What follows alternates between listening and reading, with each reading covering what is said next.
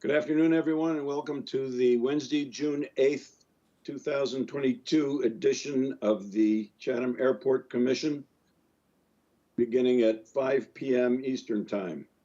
This is a remote participation only meeting, and pursuant to Governor Baker's June 16th, 2021 signing of an act relative to extending certain COVID-19 measures adopted during the state of emergency, including the extension of his March 12th, 2020 order suspending certain provisions of the open meeting law, Massachusetts General Law, Section 30A, subsection 20, until July 15th, 2022. This meeting of the Chatham Airport Commission is being conducted via remote participation only. Every effort will be made to ensure that the public can adequately access the proceedings as provided for in the order. A reminder that persons who would like to listen to this meeting while in progress may do so by calling the phone number 508-945-4410 with conference ID 393-032-187, followed by the hashtag or #. Or you can join the meeting online via Microsoft Teams through the link in the posted agenda.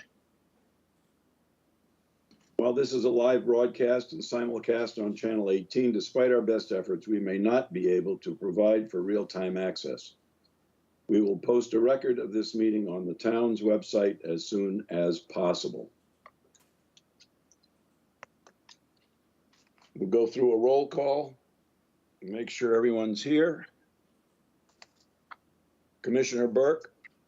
Present. Commissioner Cortese. Present. Commissioner Donovan. Present. Commissioner Galen. Present. Commissioner Hobeck. Present. Commissioner Owens. Present. And Commissioner Harrison is present. Okay. Before we get to public announcements, just for the commissioners to know, when we're doing I want you to identify yourselves I don't think there's anything really for a vote tonight, but if we do have something along those lines, maybe a consensus, and someone wants to start it off, just say your name and then we'll go from there. Okay. Like I said, I don't think we have anything for other than maybe a consensus vote, which would be non-binding anyway. Okay, the minutes for May 11th, 2022. Does anyone have any comments, additions, corrections, deletions on the minutes that they've noticed from 5/11, the previous meeting?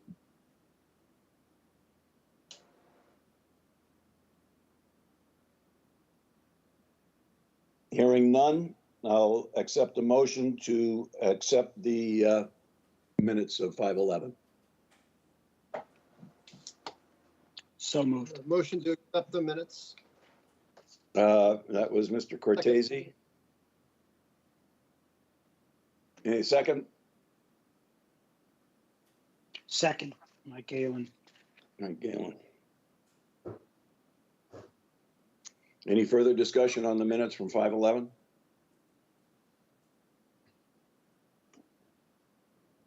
Okay, we'll go to the roll call. Commissioner Burke? Accept. Commissioner Cortese? Yes. Commissioner Donovan? Yes. Commissioner Galen? Yes. Commissioner Hobeck? Yes.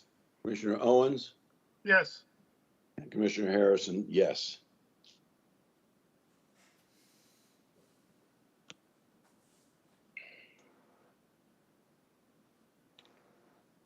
Okay, public announcements or agenda item requests.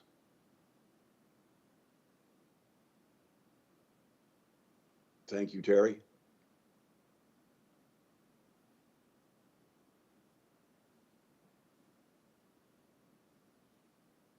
Okay, seeing none.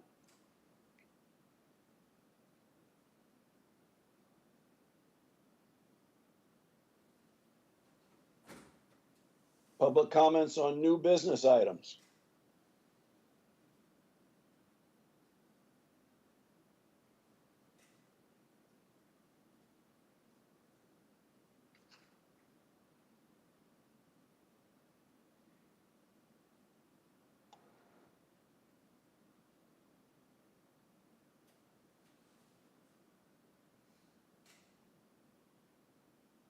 Seeing none, we'll move on.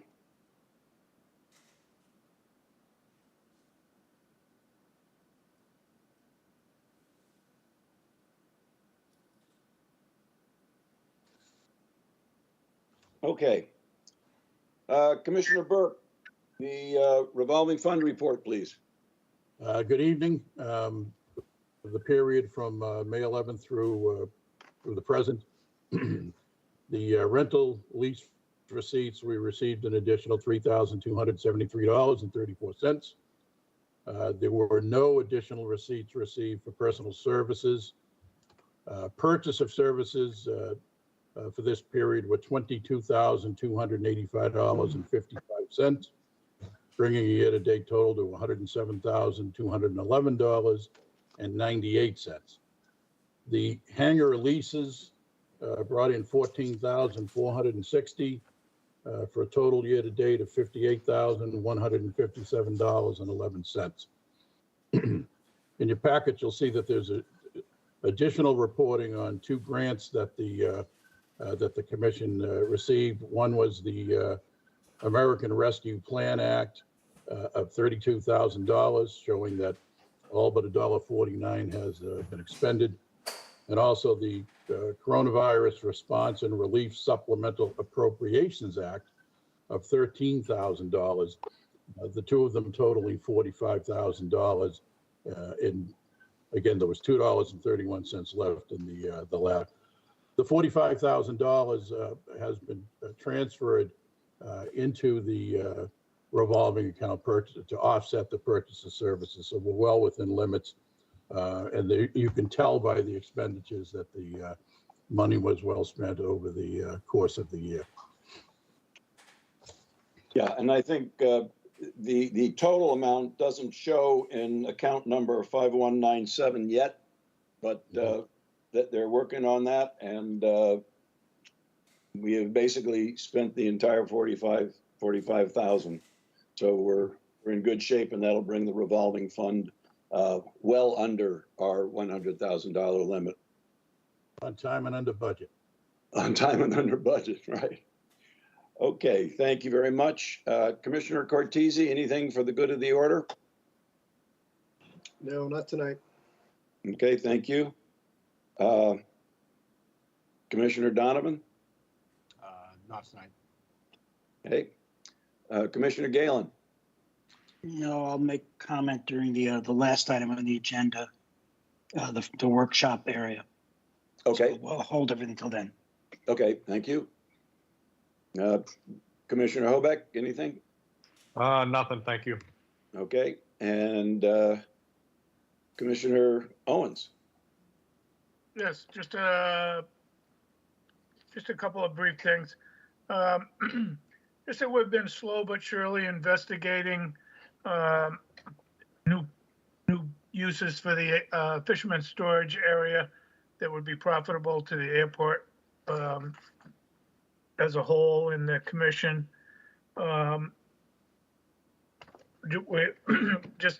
Different commissioners have been looking into different uses, and we hope to move forward with some studies and choices and feasibility in the coming weeks, maybe coming few months. We'll be also adding more fencing around the area, which I think we brought up before. And the cleaning up in earnest should be starting soon. And I think everybody's looking forward to the open house this weekend, and Tim and many others have put in an awful lot of time and hard work in making this a really, really good show, and with lots of displays and plenty of food trucks. So we should be all set. That's all I have for tonight. Okay, thanks very much. I might add just a brief comment on the fisherman storage area. We have been in contact with representatives from the National Oceanic and Atmospheric Administration and the National Weather Service with regard to the upper air balloon site at the fisherman storage area. they are kind of at a low level in the whole process with the federal government, and it'll have to be escalated up. They did show interest, and I think there is some relative promise to that project going forward. I think it would be a wonderful thing to have back there. There are a lot of logistics that have to go along with that, with regard to preparing the area for them. Not that we would pay for it, but just generally preparing the area. I mean, we do have to clean it up first before we actually prepare it for anything back there that we might want to do, whether it's the upper air station or whatever the commission decides that how they might want to use that area. The part of that whole thing back there, we're going to fence it in along the borderline of the property. So that's something we're looking into. The bilateral infrastructure legislation that we will hopefully be receiving. We've heard that we will be getting that money, although we have not seen an award letter or anything yet. But hopefully that we'll be seeing that in this federal fiscal year, FY22. The federal fiscal year starts up again on October 1st, so we may have to wait till then to see anything, but at least right now, there's no big rush for us to need that money for anything. But as soon as we get it, we'll be making plans to utilize it. Believe me.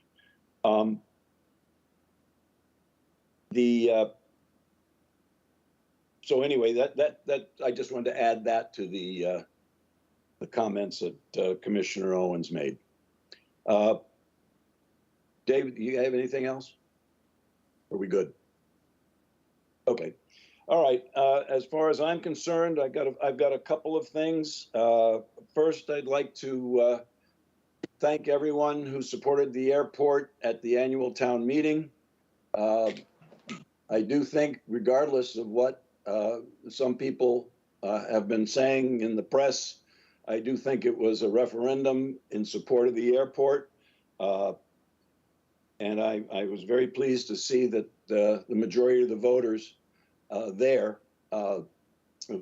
felt that the airport was worthwhile and that what we're doing is worthwhile. I did speak of the upper air station. I will say, and this is for the commissioners, I've been thinking about a variety of things and kind of future projects or endeavors that I would like commissioners involved with. People to take on projects. Obviously, I can't do it by myself, but here's what I've got. Later on in the meeting, we will be discussing in item D, the American Disabilities Act and what Chatham may be doing with that. And I'll have some more comments on that when we get there. But I would like a commissioner to take on that project and manage it. We will talk about it. You don't have to tell me tonight. We can do it offline. I don't want to, go through any discussion on that tonight. I think we can just do that offline. But I would like someone to take on that project. Another project that we have here is there are grants that I've been talking with Dr. Duncanson about with regard to electric vehicle charging stations. And there are grants for that are out there right now. And we have identified an area for them in the gravel parking lot. It's way too early to say that we're doing this, but we are exploring it, and I would like another commissioner to let me know about taking on that project.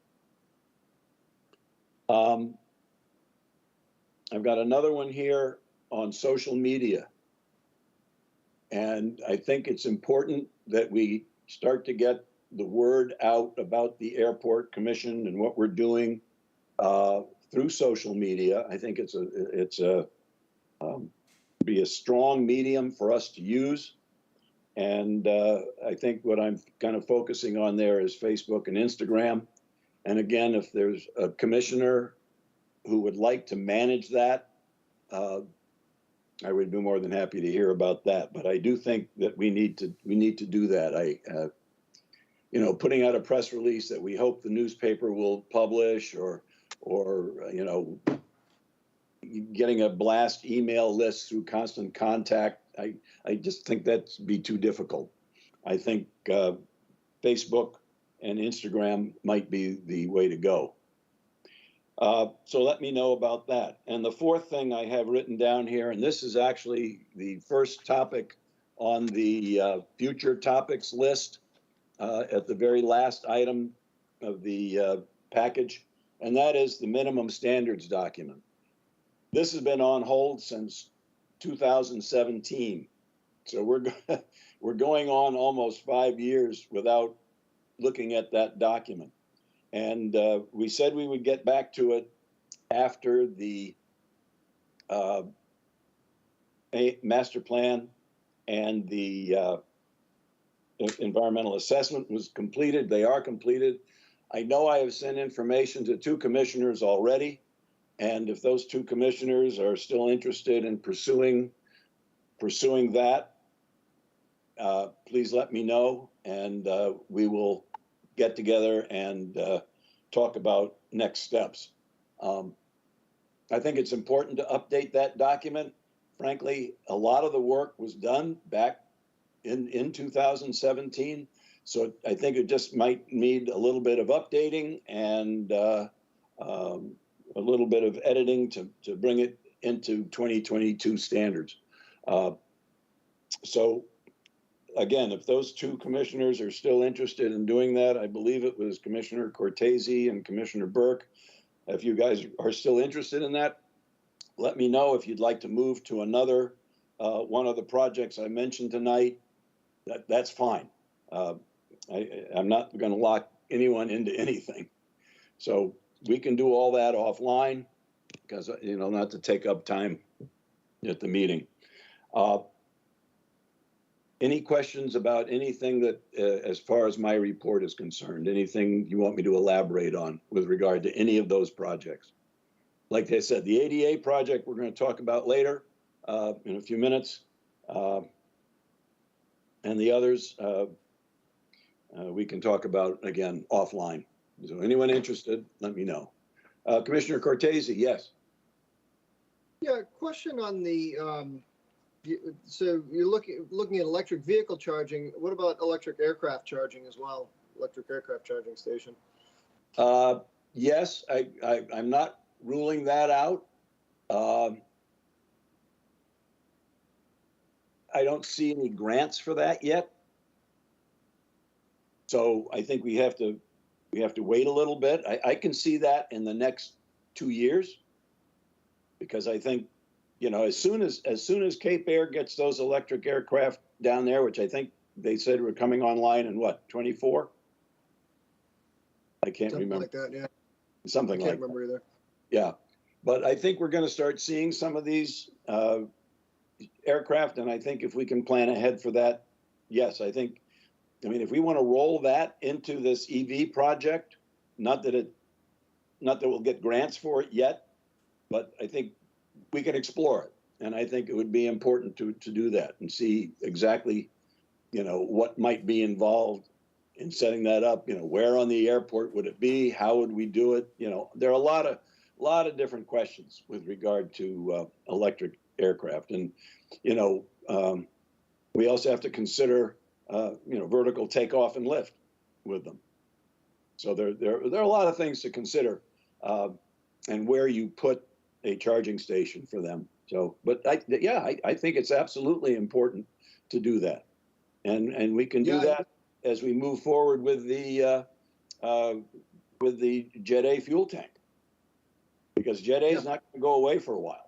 The unleaded gasoline, is certainly something we need to consider, and the changes in that. So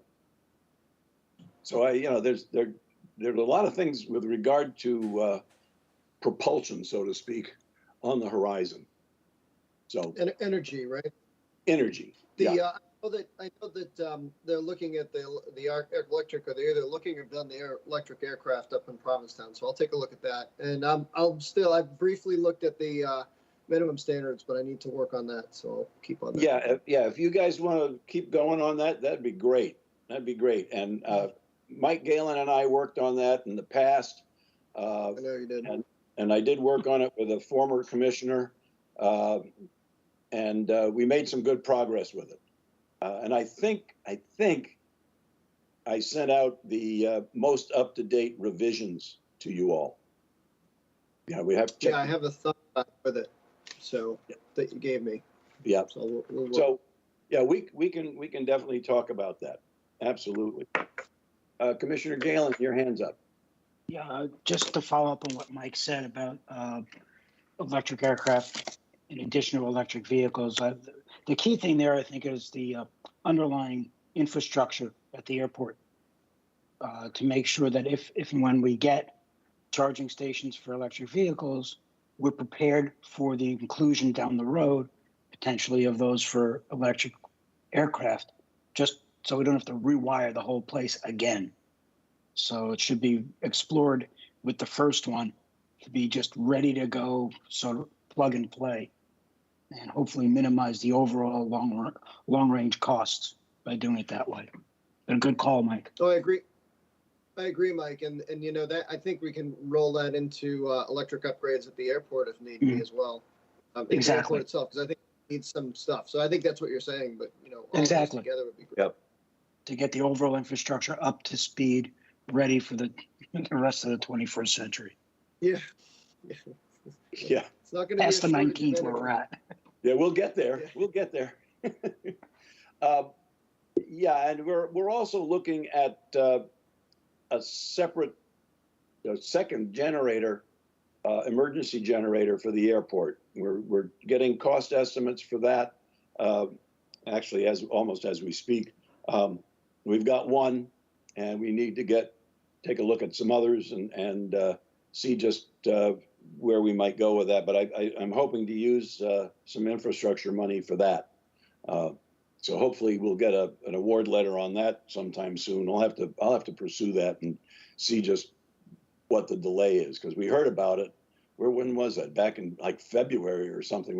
Or March. We got something from Senator Warren's office that we had been awarded this. So I don't know. I mean, in other airports too. But it would be nice when they tell you that it's out there to actually see the letter that says, yes, this is what you'll be awarded. And I understand from our consultant, Matt Caron, that the $159,000 a year for 5 years is over and above the non-primary entitlement money, which comes in every year from the FAA. So it's really a bonus for us to have that money. Okay, before we go on to the airport manager's report, I do want to say a big thank you to Nancy Patterson for her work with editing the minutes of our meeting. She's done a terrific job. I've read through them before each meeting, and she just takes care of everything. We haven't had any minutes that we've had additions, corrections, or deletions that we've had to deal with. So she's doing a wonderful job there, and I thank her profusely for that. And the other person I'd like to thank is Deb Norris, who does the transcriptions of those minutes for us. She does a wonderful job, and we've got two very, very good people there helping us out. We don't have other than Terry Whalen, we don't have a full staff like some other committees do, but between Nancy and Deb Norris, we're in pretty good shape. So I think that they're helping us out, and I thank them a whole lot. It's great. Okay, moving on. Airport managers report, Mr. Howard. Yes, good afternoon, everyone. Thanks for the introduction. Yep. So we'll start out with our normal manager's report here. Not a whole lot to report. We've got our traditional guard report for May 22nd. Really nothing of note there. Item number 2, as you guys have mentioned previously, we have our open house event coming up on June 11th. That's a Saturday, 10 to 2. So everyone keep their fingers crossed for good weather, because it's a big part in that day, but we've been spending all kinds of time and effort getting prepared. So hopefully we'll be able to pull it off, and please attend. And we have our volunteer meeting for those who want to work the event on Friday at 6:30, and we'll hand out assignments and things at that time. So I know we talked about this a bunch before, but just final reminder, and hope to see you there. Item number 3 is our flight tracking data update, which is attached. I'll get into that in a minute if there's no questions on the previous 3 items there, previous 2. All right, seeing none, we'll continue right into we're calling the FlightAware document here. So thanks for putting up on the screen, Terry, or whoever's doing that. Appreciate that. All right, so okay, thanks, Terry. So just briefly, so everyone's on the same page, FlightAware, it's a commercial flight tracking and data application for that you can get on your phone or computer. There's a free subscription to it, and there are some paid formats as well, but it's accessible to the general public, and it's one of the most popular flight trackers that folks use, specifically for more commercial aircraft flights and things of that nature. But it applies to us here at Chatham Municipal Airport too for some of the flights that we get. So there's been some questions in the past as to the accuracy of the FlightAware data and how it applies to our operation count here at Chatham Airport. So we're going to try and briefly shed some light on that. Second paragraph down, is FlightAware accurate? So the real answer is that there is no easy answer. Yes, it's accurate in certain respects, but currently no tracker application, and there are several others besides FlightAware, Flight Radar 24, MIS, there's a bunch of other ones out there. No one of them is 100% accurate, and they all have their limitations and drawbacks as to what they track and where they lose granularity in their data, etc. So looking at only one of those trackers is never going to give you a complete picture at Chatham Municipal Airport, and certainly at many other airports as well. The really only way to have almost 100% accurate data is if you have a 24-hour-a-day air traffic control tower, and even then there are sometimes errors. You have to take a variety of inputs here to get an accurate picture of the operational count at Chatham Airport.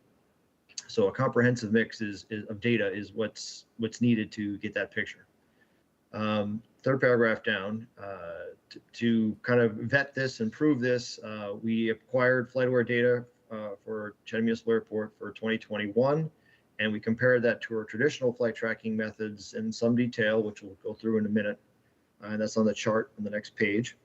So this chart shows that just by counting landing fees collected at the desk here in person, we come very close to FlightAware's number of CQX commercial operations.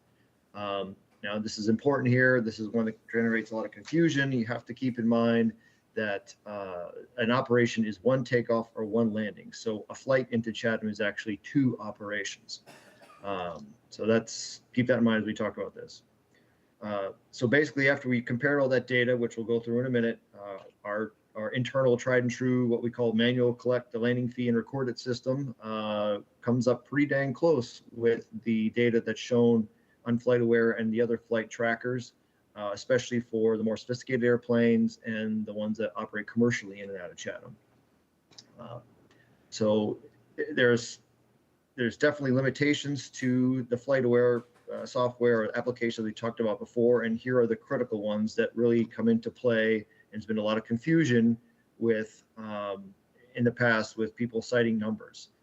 So FlightAware only sees certain type of transponder equipment that aircraft have, typically the higher end airplanes. So ADS-B, which is Automatic Dependent Surveillance Broadcast System, which is basically just a radio transponder that says, here I am on the airplane to air traffic control.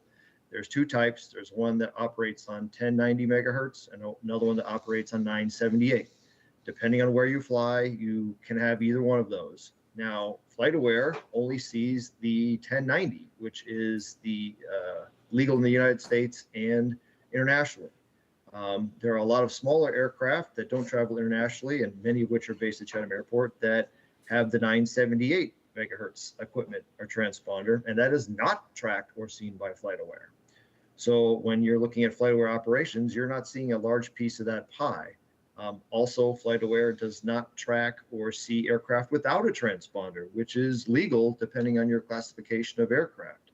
And we do have some airplanes at Chatham Airport that do not have transponders. And then, of course, we have the terrain and the low altitude factor. Tracking anything below 500 feet is pretty questionable for all of these flight data tracking devices or applications, because it's all dependent on the terrain and where the receiver is located. So with some of those limitations in mind, to try and get an accurate picture of what's actually gone on in 2021 at Chatham Airport, we'll go to that chart on the next page. So the top half of the page has to do with charter flight data. So that's just the commercial operators that come in and out of Chatham Airport. This is not the private aircraft or based aircraft that aren't going any place other than back to Chatham. So we have the FlightAware column on the left, and then we have our internal data from our landing fees and other methods of keeping track that we've done for years on the right. Now, you'll notice there's some disparity on the types. For instance, for the Pilatus PC-12, which we talk about a lot here, the Airport Commission, FlightAware showing 509, and our ops data is showing 384. And that's basically because until maybe the second quarter of 2021, when we were taking landing fees, we really weren't tracking the type airplane. We're just tracking whether they were commercial and were paying landing fees or not. So that next line down, the unknown type, is where a lot of those other PC-12s would have fallen.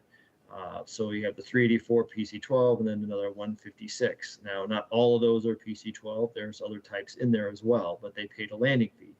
And then we get down to the other lines, which are the other type of commercial airplanes that have come into Chatham. You see King Air, Pilatus Jet, Caravan.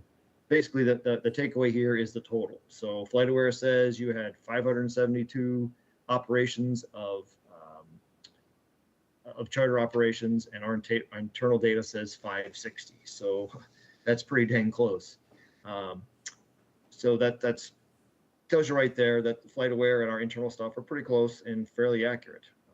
Now this is one area where FlightAware is very good, because it's tracking all these type aircraft that have the 1090 transponder that we can easily see. So now, how does that equivalent, or how does that build the total operations number that we have in the AMPU for the whole airport, for the total number of operations, which we have been estimating at around 20,000 plus or minus 20% for the past few years. So to try and figure out how we get to that number, we'll start right under where it says total ops estimate. So that first line, we have sightseeing, rental, and instruction. Those are the airplanes here at the airport that do those things. And I can tell you only one of those airplanes in 2021 was equipped with ADS-B. So we took our internal flight data and transposed that into operations, and that gave us 8,894. Then we took the FlightAware data that we could get and added that in, and that was 4,428. Which is what is showing total for the airport, which we know is missing a lot, because a lot of our traffic doesn't have a transponder or has a different type of transponder, or the terrain played a role. So we're calling that a 35% local flight error correction. Basically, that's taking into account all the airplanes that are not being seen by FlightAware. So that's another 1,000. And then we're looking at the next line down. We're estimating that we have 30 based aircraft, 20 without any type of ADS-B, and they fly 4 flights a week. So that's another 1,900 plus operations. And then we have obviously visiting aircraft, the next line down. We estimated that at about 20 per week on average throughout the year with no ADS-B, and that would be local small aircraft from Hyannis, Provincetown, or elsewhere that are not ADS-B equipped, or again, using the other type of transponder, the 978 that FlightAware can't see. So adding those all together, we come to an estimated total of about 18,000 and change, and we always said plus or minus 20. So that puts you right in the ballpark for the 20,000 estimated annual operations at Chatham Airport. So that's just trying to show how we arrive at those numbers. Obviously, there are some estimations going on here because, again, there's no one data source that can tell us all of this. So this is arrived from both FlightAware, MIS, Flight Radar 24, landing fees, our internal sightseeing and rental aircraft records. So all those things go together to put this together. So hopefully, I know, try to keep this somewhat straightforward and not bore everyone, but thought it was important for everyone to see how these numbers come about because there's been a lot of questions in the past on this. So I will stop there and let anyone ask questions if there is any, or I can clear anything up. Any commissioners with questions?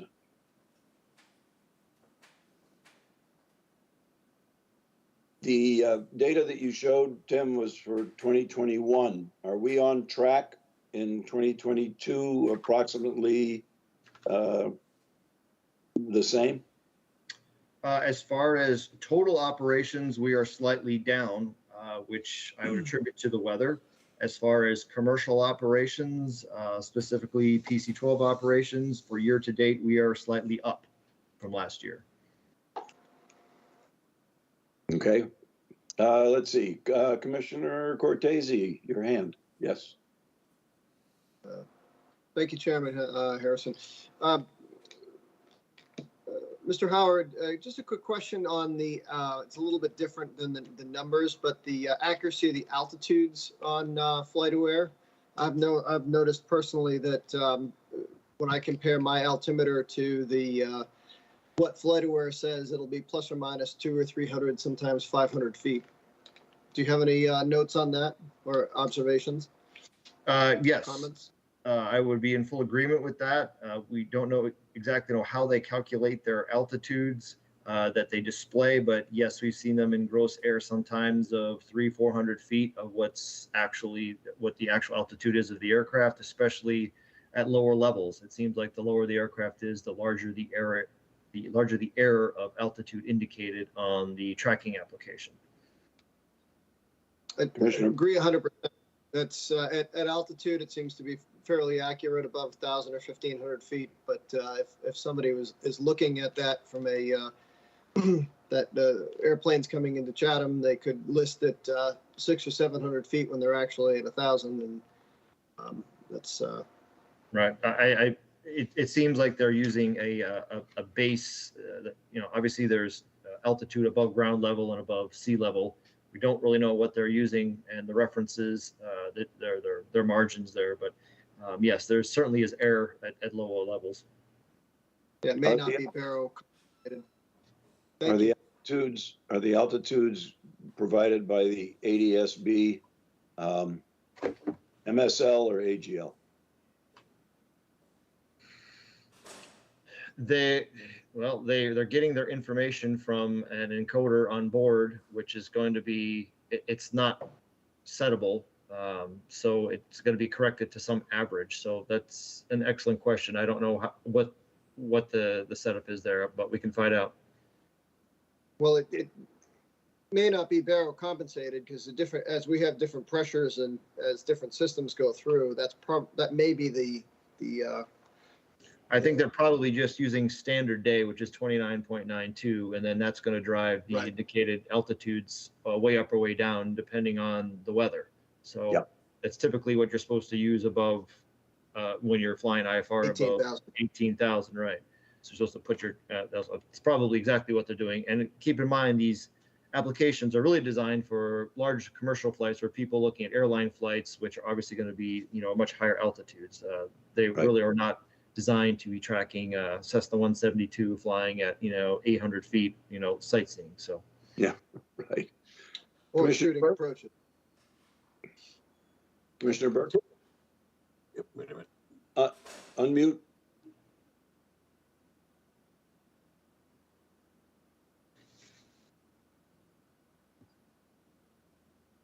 Hi, Tim. I just had a question on how the stats, I'm revealing myself as the non-flyer that I am. No worries. How a touch and go is calculated for the total ops? I mean, is Well- each touch considered an op, or is it just? Well, technically, if we have touch and goes, it would, once they land and take off, that would be two operations. There would be a landing and a takeoff. Mhm. That's a great question on how like FlightAware would interpret that, because you haven't stopped moving, but we do ask for no touch and goes at our airport. So, you know, like speaking from experience, there's very little of that, or if at all, that goes on anymore since we started the Fly Friendly program, and we discourage it highly. Obviously, we forbid it with our internal pilots, and all our customers know on field. Occasionally, there might be a transient that gets by, but that's pretty heavily limited. That brings up a good point, Commissioner Burke. One of the errors we found in FlightAware was that if a flight originated from Chatham and returned to Chatham, it was counting that as only one operation, because it's expecting you to go someplace. So if you leave from Chatham and go back to Chatham, it's just saying there was one operation, when in fact that is really two operations. So that was definitely a tabulation error that their software isn't set up for. Well, that's interesting. Right. And that's one of the reasons why we used our internal data for the sightseeing and rental and stuff, because their data, and most of our airplanes don't have ADS-B at that time, so their data was useless to count those flights. Okay, thank you. Okay. Anybody else for Tim? Okay, I need a motion for the airport manager's report. Motion to accept airport manager's report. And that was who? Mike Cortese.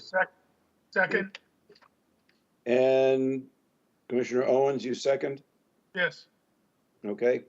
Roll call, Commissioner Burke, Accept. Commissioner Cortese, Yes. Commissioner Donovan, Yes. Commissioner Galen, Yes. Commissioner Hobeck, Yes. Commissioner Owens, Accept. and Commissioner Harrison, accept. Thank you, gentlemen, very much. At this time, we'll move on to the engineer's report. Mr. Karen, you have the floor. Hey, Huntley. Good evening, everyone. Can you hear me okay? Yep. Perfect. So brief update this month. We are working on, Gail is working on a presentation for the upcoming obstruction removal abrogation easement workshop, which is scheduled for June 16th at 4:30.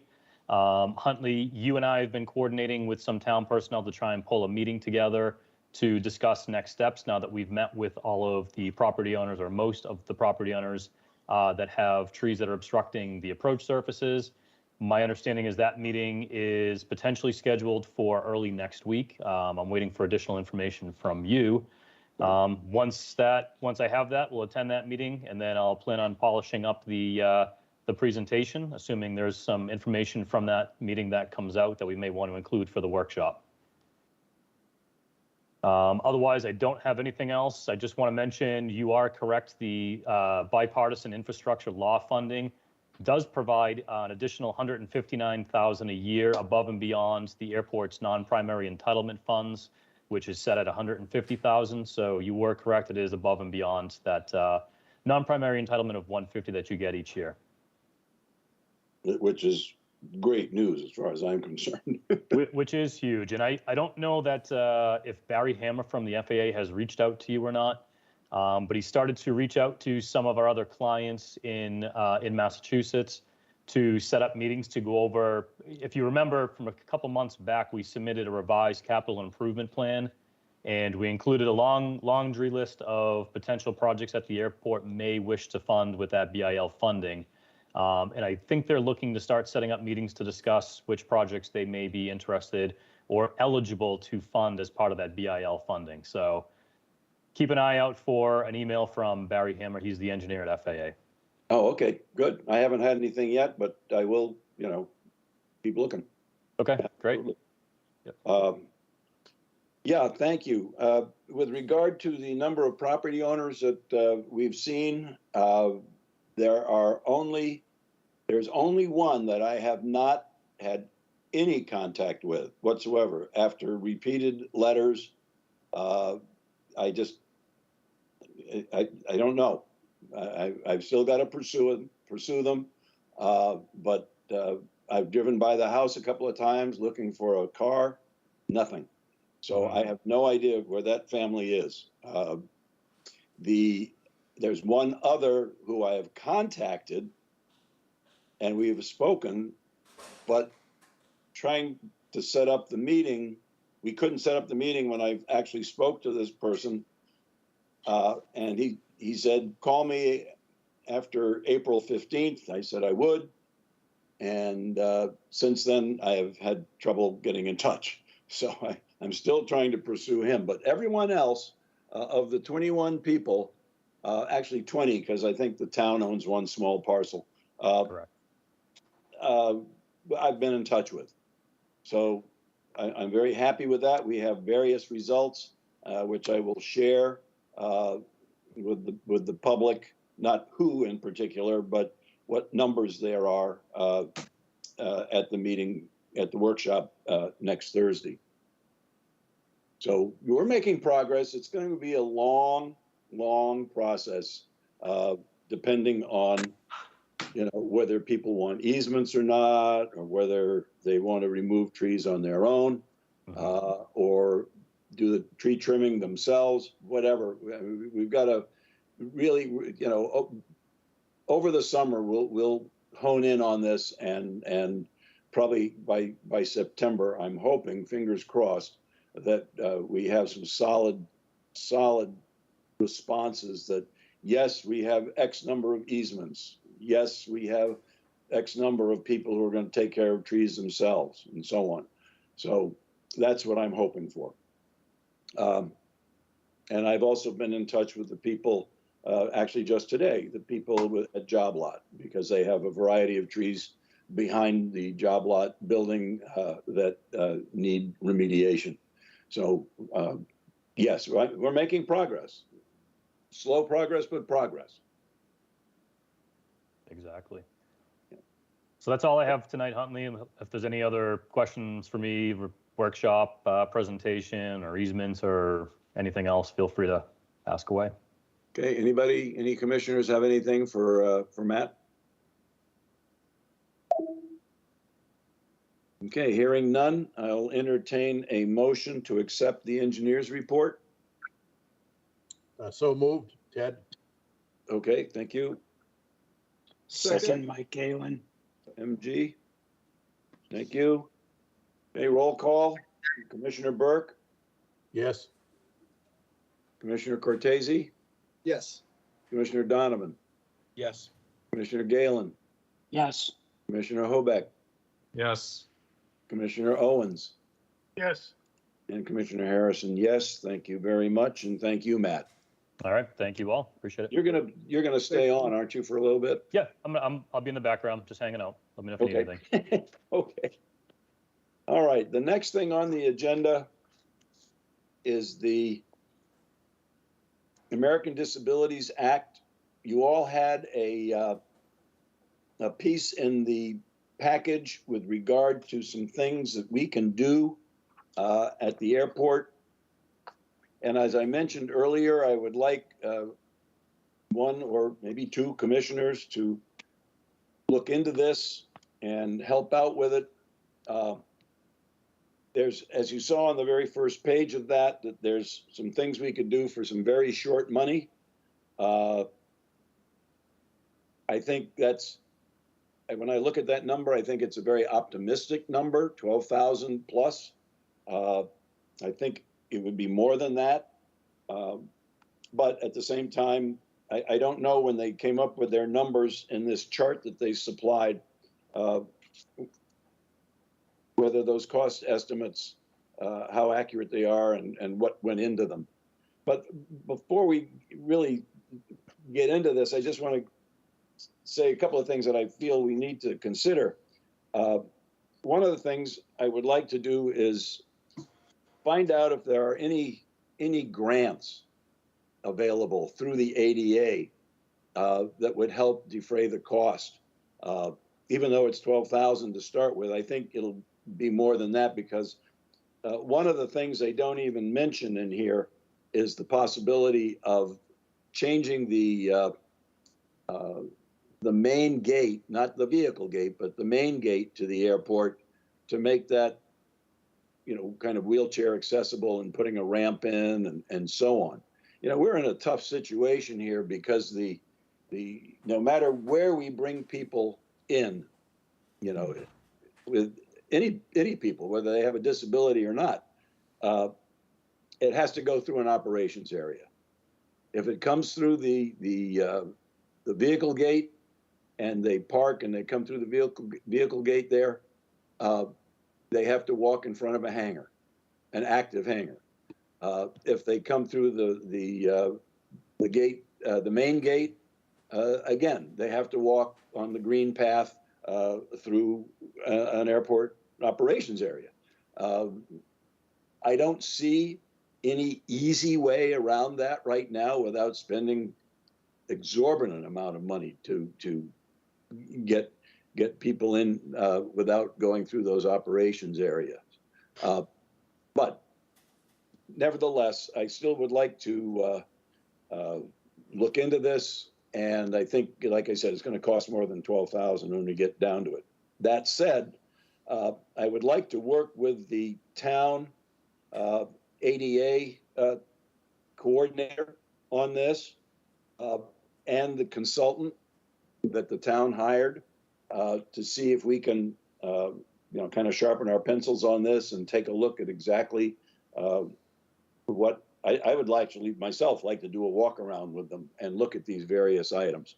And I think if we join with the town on this, if it's possible, with some of the upgrades that they're planning to do, that we'll get an economy of scale with it overall. So those are the kinds of things I'm thinking about as we move forward with this project. And I think, given the amount of money involved here, even if it goes up to even $20,000, if we do that main gate changeover with a ramp, and I can't even begin to think of what that would look like. But I mean, I have a vague idea, but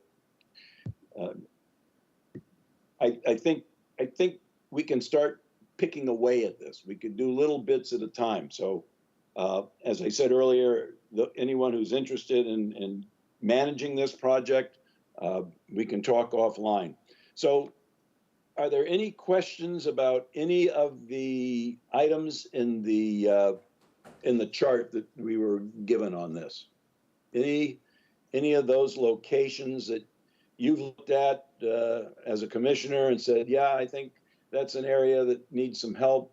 You know, how can we do this? You know, how can we improve the picnic area? Things like that.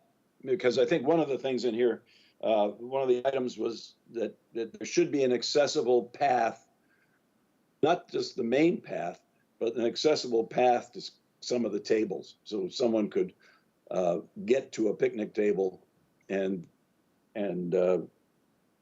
enjoy a meal or whatever at one of those tables. Commissioner Cortese, yes. Yeah, I just was looking at, when I looked at the some of these, they seem like they're fairly simple fixes except for the access.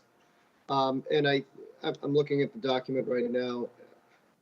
I know we had discussed putting in AstroTurf in the where the picnic tables are. Yeah. And they pointed out some of the concrete walkways and pathways, and maybe we need to just look at a whole redesign of that area. Maybe change the chain fence to wooden fence as well. Make it a little more attractive, make it a little more accessible. And then it would seem it would be fairly easy to go through the main vehicle gate and then have a either a parking area there or a accessible lift on the main pedestrian gate. And then there's a couple of spots there. I don't know if they're the same width, but we also have to consider I remember there was a presentation on changing the bike path. Right. So we need to look at that as well, and maybe, as we're talking about the electric with the electric vehicles, maybe put all this together and think of a way to do it all at once. Yeah. No, I think there's, you know, there are a lot of nice things about all of this, and I think they're very positive things for the airport, and for the people who use the airport, whether they're going to Hangar B or just using the airport in general. Terry, can you tell us where the bicycle path people are with that? Yeah, I think they've submitted, if you recollect the presentation, they were getting funding through a grant program predominantly and Community Preservation Act. I believe the grant has been submitted. I think they're just awaiting the status of that, but I can get you the precise status. I didn't check on that prior to the meeting. That's okay. I do know their application has been filed, Right. you know, and what their schedule may or may not be once they get the funding. Well, given But what you know, in the context of, you know, those kind of changes, so just for maybe some broader context on, you know, not only the airport, which you only you know, have an excerpt of the report. You know, there's lots of things across you know, town-wide, from you know, from landings to buildings to, you know, all different areas. And the town, I think, following up on the chair's comment about, you know, maybe having somebody be you know, kind of a rep as we're talking even at the staff level, of coming up with different levels of implementation for things like the chair mentioned, like economies of scale, or also programming some of these things. So it's important for the town to show progress. It's very similar to, you know, kind of the various corrective action plans we've been involved with FAA, similar type of approach. So, you know, we, you know, typically go after the, you know, so-called low-hanging fruit, things you can easily accomplish, and the more complicated things, I think, you know, like Commissioner Cortese was mentioning regarding, you know, bundling things or benefits of other projects we have. Those are things that are worthy of discussion for, you know, achieving these goals further out. And the same thing, maybe the main gate may not be something that's practicable, and a different alternative, coming up with additional, you know, what's called an accessible path, you know, coming in through the gate and doing a lift, you know, short of doing a full terminal project, which would actually, you know, address a lot of those issues with the conflicts, Right. with operational conflicts and grades and that type of thing. So, Right. so there's going to be more work coming, just even at, you know, at the town level, as we're looking at, you know, kind of 3 levels of implementation, you know, immediate, short run, and longer term. And then, as you mentioned as well, you know, finding, you know, potentially AAB or ADA funding as well to offset these things. And again, there's benefits to bundling those under town project potentially or not, you know, depending on the numbers that we have. So there's, you know, the work's underway, you know, the preliminary coordination. We've set up, you know, kind of an internal town team of various people that are involved with different aspects of this. And we've been meeting after our department head meetings, and we'll continue to do that. So, but again, I think this is something that, you know, it's clear. And I think, again, some great comments coming about. There might be other ways to do it, you know, with multiple benefits, like, you know, reworking the, let's call it the whole, you know, hardscape area, or the area, you know, for the, you know, Hangar B waiting area, or just the general waiting area for the open air waiting area for the airport as well. You know, there's a lot of things that if I think, you know, again, a couple of the commissioners put their heads together, could probably, you know, maybe bundle these into some other initiatives and get even more bang for the buck, not only increasing accessibility, but also, you know, obtaining a lot of other benefits that Mike just mentioned. Right. Well, you know, given what Commissioner Cortese said, I want to make sure that once I get someone another commissioner to manage this project or two, I want to make sure we're not left on the island with regard to, so to speak, the island, with regard to what the town may be doing. And, you know, because I think sometimes the airport, because airport money is airport money, I think sometimes the town may not include us in bigger projects like the ADA type projects, and that not on purpose, but just because the airport has their money, they're going to do their thing, and that's fine. But I mean, if we can work with the town going forward on this and say, okay, well, this will be one possible project that we can use in conjunction with the bike path or with something else when they, you know, bring contractors in to do concrete pathways. Well, okay, let's use that contractor to rehab our concrete pathways at the same time, instead of us as an airport commission going out and hiring our own contractor to redo the concrete pathways and so on. That's the kind of thing that I want to make sure that our manager is aware of going forward. So I think that would be very helpful. Now I've got Dave, your hand was up, and then we'll go back to Commissioner Cortese.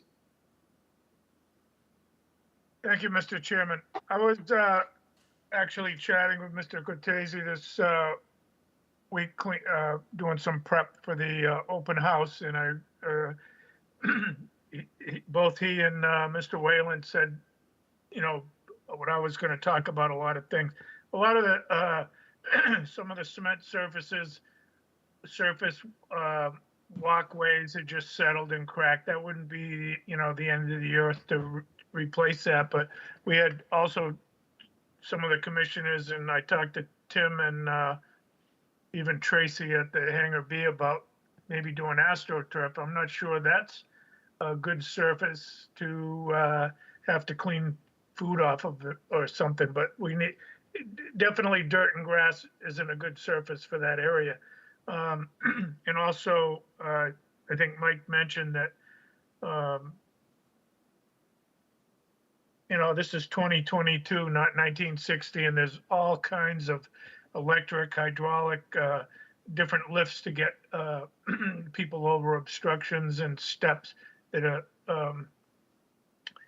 considerably less expensive than they used to be.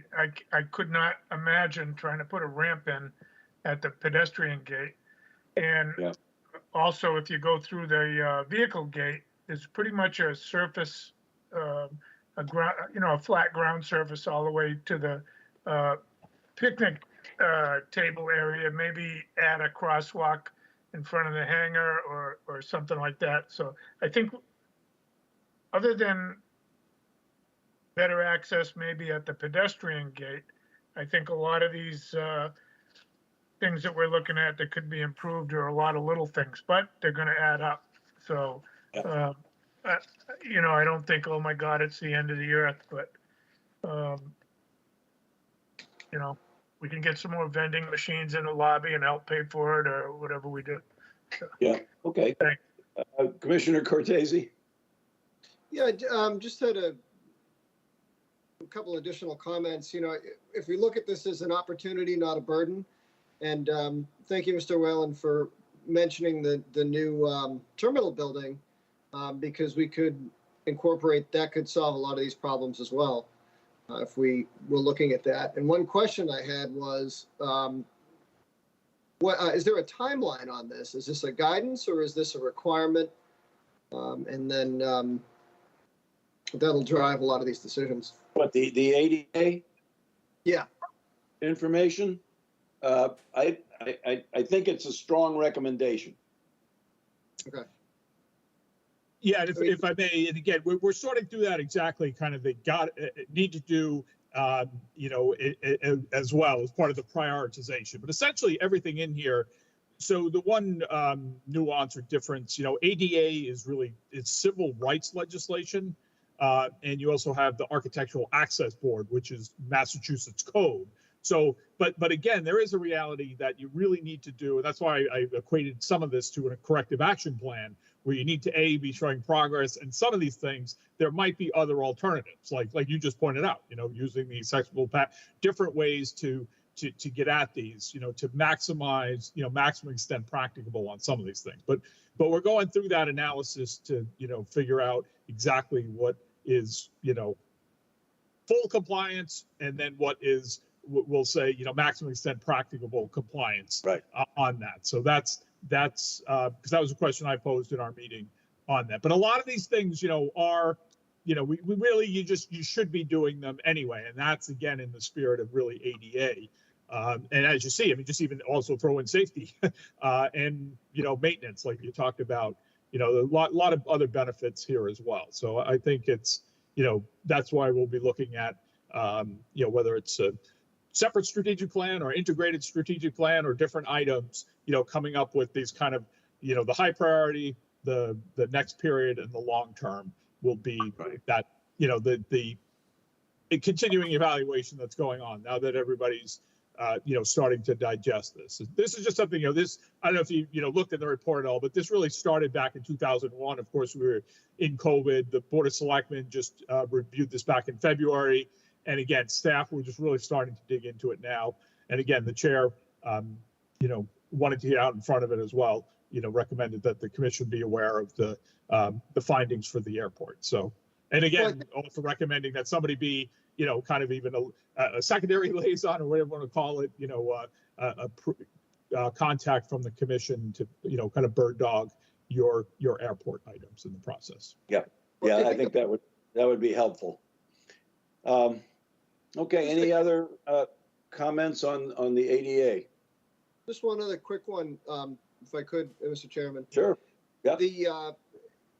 A lot of some of these you can tackle really quickly and easily, but if we put it into a bigger master plan, I had a thought of where to put the new terminal building, which would be to the right of the vehicle path away from airport operations. Sorry, right of the pedestrian path away from operations, and that would tie in nicely with the bike path and some nice handicap parking spots up top. Then you could tie in either a lift or an elevator within that building to get down that berm, and it would be a nice place for the restaurant as well. So these are all bigger, larger conversations, but if we could kind of incorporate them and maybe do some things right now to get by, and then have that in the works for a larger down the road project, that would be good. Right, and I think some of these projects are future, almost wish list type projects right now. I think, looking at the overall picture of things, I think is important, and possibilities of what we might do. I know we're looking at the building right now. They're 80 years old. The main hangar building is, I think, 1930s. Tim, correct me if I'm wrong, but I think it's 1930s. And we're coming up on 80, 90-year-old building, and you can band-aid it as much as you want, but something's going to have to be done there at some point. And we're part of the infrastructure money that we're going to use is going to be repairing that building because it still leaks. The airport manager still has to put sheets up to divert water from his desk when it rains hard. I would imagine if we walked in there right now, we would still see the curtains up and the sheets up from this morning's deluge and the one that's coming overnight tonight. So, that's something he shouldn't have to do that. That's just, to me, that's unconscionable that you have to do that in an office or in a hangar or anything. I think the storage hangar next to the main hangar, maintenance hangar, if you want to call it that, the one behind it, needs some structural work. Again, that's the infrastructure legislation that we're waiting for. But these things are all on the books, and we're going to pursue them as we go forward. Commissioner Galen. Any new administration building will automatically bring with it ADA compliance and access to the airport without crossing any operational areas. Those are the two of the biggest benefits we'll get from a new administration building is enhanced security of the overall airport, because we'll keep all visitors off active portions on the air side, and Yep. ADA compliance, along with all the things that we just talked about in terms of just improving the use and the operations of the airport within the building. Yeah. I think Agree. I've been telling people recently that the airport commission going forward is going to use the master plan update as our guide going forward. And there are a lot of there are some main projects in that, medium, intermediate, and long term. But as we go through that, short term, intermediate, long term, each one of those has little offshoots. I mean, this ADA is one of the offshoots right now of the master plan. There are other little offshoots that as we go forward, and certainly what we're doing out at the fisherman's storage area, that's an offshoot of the master plan.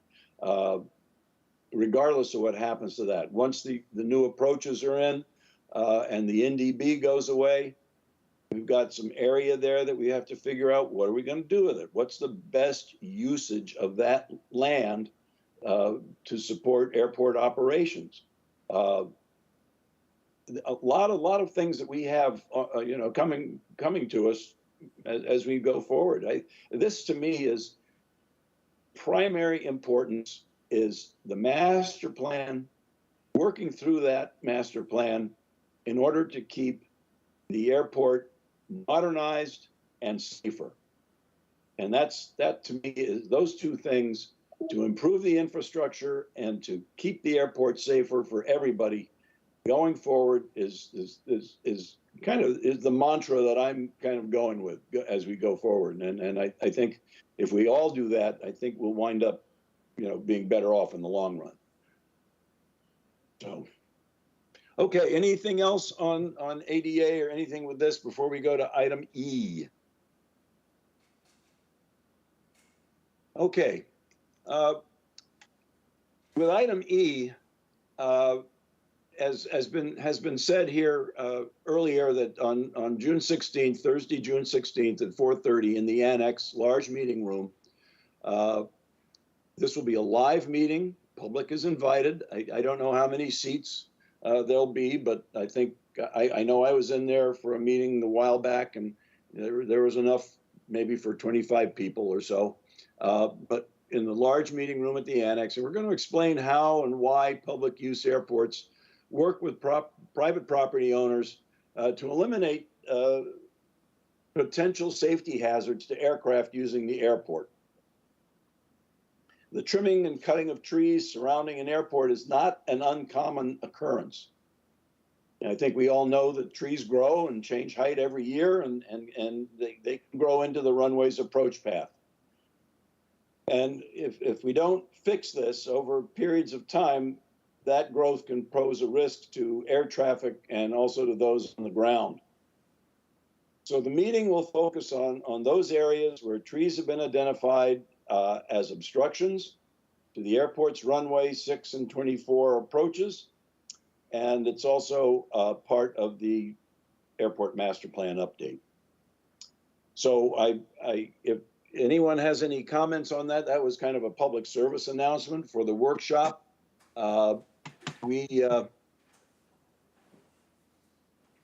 Because it's a workshop, we cannot have a quorum of commissioners, and that is at least all at once. That means that I'm certainly going to be there. Commissioner Galen's going to be there, so we can take one other, and the rest of you, I guess, can tag team. That's the best we can do, because we don't want to have an open meeting law issue. So it's a workshop. It is not a formal meeting, so we cannot have a quorum. Commissioner Galen. My comment was going to be, because I said during the commissioner reports that I had something to say here, and it's about JGPR will be preparing some material for the media that will go out in time for this weekend's Chronicle and next week's Chronicle. That was what I was going to say about it, to just spread the word even further on the workshop next week. Right, and I sent something to the town today for the main sheet, similar to what I just said. So, yeah. So, yeah, we would like people there. We hope to get the questions answered. But it'll be 2 hours. It's got to be a limit on it because we're utilizing the staff at Channel 18, and it's not a standard meeting for them. So we're happy to have them help us out during that time, but we really don't want to go beyond that if we can, and we'll try to do our best to hold to that. So that said, is there anything further from any of the commissioners for the meeting tonight? Oh, David Owens, your hand? Yeah, there you are. Go ahead. Thank you, Mr. Chairman. I'm not sure if I asked you this before. I'm not trying to open up a big can of worms about, does the airport or the commission still have an easement for planes to use White Pond? And is there I don't think so. I think that was closed off a long time ago because there's no access from the pond to the airport anymore, which they had for seaplanes landing there. No, actually, I think that there still is. My question is the pond itself. Tim. I answered the airport manager's here. Aha. Okay, thank you. Sorry if I missed you before. So as far as my knowledge, the easement that the airport has through that land to the pond still exists. However, the seaplane landing area has been decertified by the FAA and removed from all the charts. There was never any type of easement for the pond itself. I don't think that is required, but it is required to have it certified or blessed by the FAA as a seaplane base. So that has been removed, but the easement that the airport has on that property to access it, I believe, is still in effect. However, it's all overgrown, not accessible. And there is a gate on the airport. There's a gate on the airport to access that area, right? Yet, Tim? Yeah. Yes, there is a gate there for that specific purpose and to access that area. So, I mean, it is theoretical that you could reactivate the seaplane base. However, the reason it was decertified was the trees had grown too tall, the water level has dropped too low, and it's just not safe. It's not large enough to operate small aircraft from that location as a number of years ago. Okay, thank you. That was some information that I didn't realize. I know I've seen seaplanes operating in several different bodies of fresh and salt water around the Cape in the summer. I just was curious about that. Thank you very much. There was a seaplane landing and taking off on Pleasant Bay last week. They did some on Tuesday on a really windy day, and then they did some on a relatively calm day after that. So yes. I don't know what that was for. Yeah, we were notified about that, and I probably should have put that in my report. It was the seaplane operator. It was through Wequassett Inn. They were looking to have a seaplane operator come in to deal with a special event of Eversource VIPs. So they called us about doing this, and we told them, well, we're not the authority on that. You need to talk to, Chatham Police, Environmental Police, Harbor Master's Office, because there's all type of concerns, because Pleasant Bay is not a vetted seaplane landing area. It's legal technically for aircraft to use open bodies of water. However, the local authorities and environmental authorities don't know of this federal rules, and typically this is where pilots can get into a lot of trouble. So we advised them of such. They actually did it. They went and they talked to the harbor master. So the harbor master's office was coordinating those multiple landings in Pleasant Bay last week for Wequassett Inn. So it was actually gone through and vetted. The town was made aware, police were made aware.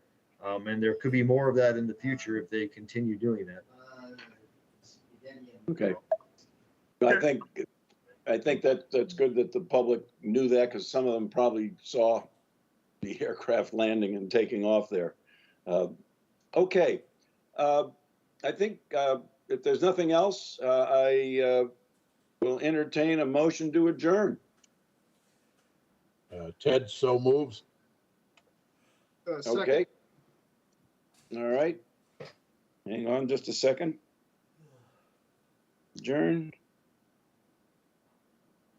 TB and MC. Okay, good. All right, roll call. Commissioner Burke, Yes. Commissioner Cortese, Yes. Commissioner Donovan, Yes. Commissioner Galen, Yes. Commissioner Hobeck, Yes. Commissioner Owens, Yes. and Commissioner Harrison, yes. All right. Thank you all very much. It was a good meeting. We got a lot done, or at least discussed a lot of things, whether it's current